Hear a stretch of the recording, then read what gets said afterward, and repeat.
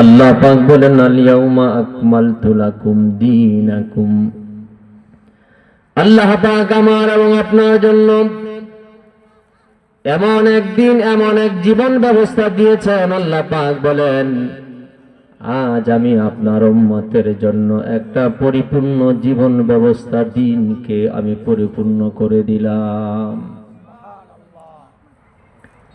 অন্যান্য সকল আসমানি কিতাবগুলোর ব্যাপারে আল্লাহ পাক পরিপূর্ণ জীবন গ্রন্থ বলেন নাই, কিন্তু আল্লাহ পাক আমার এবং আপনার ধর্মকে, গ্রন্থকে, আমাদের জীবন ব্যবস্থাকে, আমাদের দ্বীনকে আল্লাহ পাক বলেছেন পরিপূর্ণ।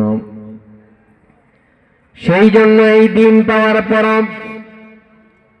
এই জীবন বিধান পাওয়ার পর যারা এই ধর্মকে গ্রহণ করবে না, যারা আল্লাহর কোরআনকে জীবন বিধান হিসাবে গ্রহণ করবে না, ইসলামকে যারা মানবে না, আল্লাহ পাক তাদের জন্য কঠিন কঠিন হুঁশিয়ার করেছেন। দুনিয়ার সমস্ত মানুষের বেলা আল্লাহ পাক অন্য আয়াতের মধ্যে বলেছেন وَمَن يَبْتَغِ غَيْرَ الْإِسْلَامِ دِينًا فَلَن يُقْبَلَ مِنْهُ وَهُوَ فِي الْآخِرَةِ مِنَ الْخَاسِرِينَ।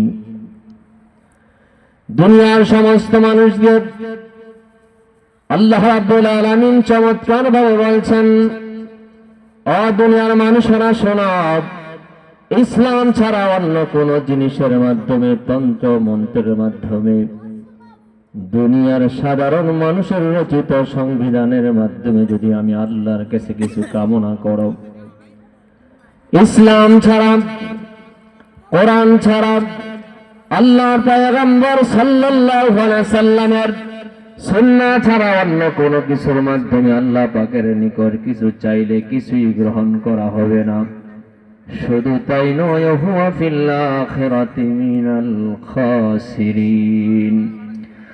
আল্লাহ রাব্বুল আলামিন বলেন, ইসলাম ছাড়া অন্য কিছুর মাধ্যমে যদি মানুষ তাদের জীবন পরিচালনা করে, দুনিয়া যেমন মানুষ ক্ষতিগ্রস্ত হবে, তেমনি ভাবে আখিরাতের মধ্যে মানুষ সবচেয়ে বেশি ক্ষতির মধ্যে পড়ে যাবে।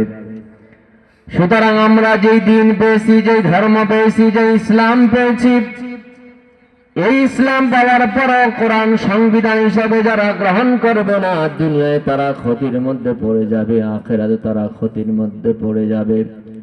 শুধু তাই নয়, ঈমান ছাড়া যারা মৃত্যুবরণ করবে, এই পৃথিবীর সমস্ত ইহুদিরা, সমস্ত নাসারারা, অন্য সকল ধর্মের লোকগুলা ক্ষতির মধ্যে পড়ে যাবে। শুধুমাত্র যারা মুসলমান, শুধুমাত্র যারা ঈমানদার, যারা ইসলাম গ্রহণ করেছে, আল্লাহ পাক তাদের হিসাব গ্রহণ করবেন। হয়তো আল্লাহ পাক অশেষ মেহেরবান করে দয়া করে যদি মানুষ কিছু ভুল ত্রুটিও করে থাকে, আল্লাহ রাব্বুল আলামিন যেহেতু গফুরুর রহিম, আল্লাহ রাব্বুল আলামিন যেহেতু আরহামুর রাহিমিন, এই পৃথিবীর মধ্যে আমার আল্লাহ পাকের আছে অধিক রহমওয়ালা আর কেউ নাই, অধিক ক্ষমাশীল কেউ নাই, ঠিক কিনা বলেন? সেজন্য ইসলাম নিয়ে মুসলমান হয়ে যারা মৃত্যুবরণ করতে পারবো, মানে কোরআন নিয়ে যারা মৃত্যুবরণ করতে পারবো, তারাও হয়তো আল্লাহর পয়গম্বর সাল্লাল্লাহু আলাইহি সাল্লামের সুপারিশ আমরা পাবো। অন্যথায় অন্য কোন বিধান পালনের মাধ্যমে পরকালে আমরা ক্ষতির মধ্যে পড়ে যাব। সেজন্য আল্লাহ পাক সূরা মায়েদার মধ্যে চমৎকার ভাবে বলেছেন, ওগো আমার পয়গম্বর, আপনি আপনার উম্মতদেরকে জানায়া দিন, আল ইয়াউমা আকমালতু লাকুম দীনাকুম, আজ আমি আপনার উম্মতের জন্য দিনকে পরিপূর্ণ করে দিলাম। ইহুদিদের তাওরাত গ্রন্থের মধ্যে, নাসারাদের ইনজিল গ্রন্থের মধ্যে, জাবুর কিতাবের মধ্যে, অন্যান্য 100 সহিফার মধ্যে আল্লাহ পাক এমন পরিপূর্ণ আয়াত নাজিল করেন নাই, কিন্তু আল্লাহ পাক আমার এবং আপনার উপর, আল্লাহ পাক আমার এবং আপনার পয়গম্বরের উপর যে কোরআন নাজিল করেছেন, সেই যে দিন দিয়েছেন আল্লাহ পাক, সেই দিনকে পরিপূর্ণ জীবন বিধান হিসাবে নির্বাচিত করেছেন। সেজন্য আল্লাহ পাক এই দিন দিয়ে ক্ষান্ত হন নাই, মানুষের জন্য দিন হলো কল্যাণ। অন্য হাদিসের মধ্যে আল্লাহর পয়গম্বর সাল্লাল্লাহু আলাইহি ওয়াসাল্লাম বলেন, আদ-দীনু আন-নাসীহা, দিন হলো কল্যাণ। এই দিন এসেছে মানুষের উপকারের জন্য। এই দিন এমন এক সময় আসছে, এমন এক যুগের মধ্যে আসছে, যেই সময় আরব দেশের মধ্যে প্রকাশ্য পর্যন্ত ইসলামের কথাগুলা বলতে পারতো না, ঠিক কিনা বলেন? এমন পরিবেশ ছিল, আইয়ামে জাহিলিয়া যাকে বলা হতো, অন্ধকার যুগ, যেই যুগটাকে বলা হয়তো প্রকাশ্যে 3টা বছর পর্যন্ত ইসলামের কথাগুলা পর্যন্ত বলতে পারতো না। তারপরে যখন প্রকাশ্যে ইসলামের কথাগুলা বলা শুরু করে দিল, মুসলমানদের উপর আল্লাহর পয়গম্বর সাল্লাল্লাহু আলাইহি ওয়াসাল্লামের উপর, তার সাহাবা কেরামের উপর নির্বিচারে অত্যাচার করা শুরু হয়ে গিয়েছিল। কিন্তু যারা কালিমা পড়ে মুসলমান হয়েছেন, তারা যত শত বাধা, যত অত্যাচার হোক না কেন, যত নির্বিচার তাদের উপর জুলুম করা হোক না কেন, ইসলাম গ্রহণ করার কারণে, ইসলাম গ্রহণ করে মুসলমান হওয়ার কারণে, ঈমান আনয়ন করার কারণে এমন স্বাদ তারা পেয়েছে, যত কাফেরদের জুলুম অত্যাচার হোক না কেন, তারা কিন্তু কালিমা থেকে পিছপা হয় নাই, ঠিক কিনা বলেন? কিন্তু মুসলমান আজ সেই পয়গম্বর সাল্লাল্লাহু আলাইহি ওয়াসাল্লামের কোরআন আছে আমাদের সামনে, নবী মুহাম্মদুর রাসূলুল্লাহ সাল্লাল্লাহু আলাইহি ওয়াসাল্লামের অমীয় হাদিসগুলো আমাদের সামনে আছে, আমরা সেগুলো মানতে পারি না, ঠিক কিনা বলেন?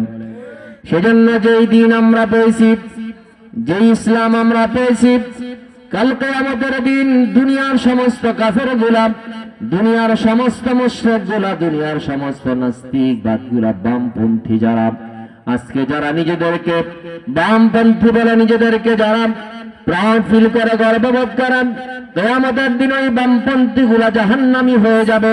যারা কোরআন মানল না, আল্লাহর পয়গম্বর সাল্লাল্লাহু আলাইহি ওয়াসাল্লামের সুন্নাহকে যারা মানল না, যারা কুফরি মতবাদের উপরে জীবন পরিচালনা করলো, ওই সকল কাফের গুলা বলবে আল্লাহর সামনে কিয়ামতের দিন, বলবে ইয়া লাইতানি কুনতু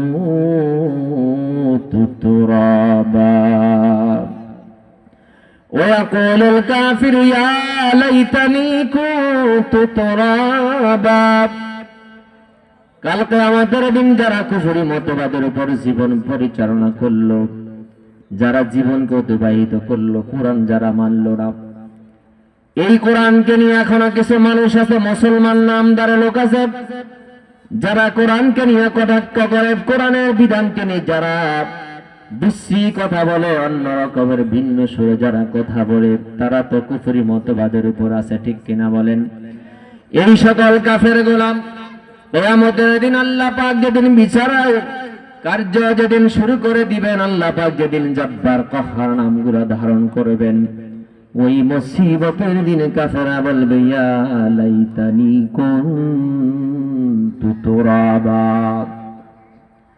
সেই দিন কাফেররা বলবে আল্লাহ, আমরা যদি আশরাফুল মাখলুকাত মানুষ না হয়ে, আমরা যদি মাটি হয়ে যেতাম, আমরা যদি মিশে যাইতাম, তাহলে না কতই ভালো হতো। কিন্তু সেদিন আর সেই সুযোগ হবে না।